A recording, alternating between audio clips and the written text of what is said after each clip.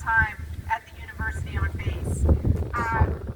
The soldiers liked my class because it was an easy A, and they could talk while they worked. And I felt very privileged to get to teach them and to hear their stories.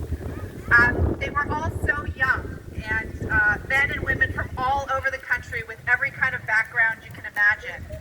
And this past January, when I read about the 3 U.S. soldiers that were killed in a drone strike at an outpost in Jordan, their stories and their photos reminded me of, my students in those art classes. So as we honor our fallen soldiers and veterans here in the 31st Ward, I thought I'd also just take a moment to talk a little bit about those 3 soldiers. So Sergeant William Jerome Rivers grew up in Philadelphia.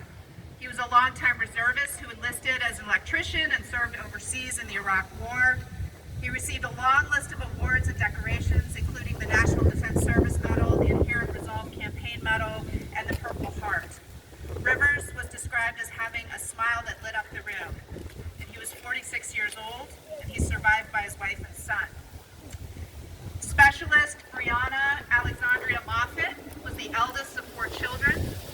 Brianna was a drum major at her high school in Savannah, Georgia, and she knew she wanted to join the military since she was 17. She enlisted with the reserves after graduation. Both her parents are veterans, and she was drawn to the military because of the benefit of free education. She worked at United Cerebral Palsy of Georgia, where she helped teach cooking and other skills to people with disabilities. And Brianna celebrated her 23rd birthday just 8 days before she was killed. Specialist Kennedy LaDawn Sanders from Waycross, Georgia, joined the junior ROTC in high school, which led to her career in the military reserves.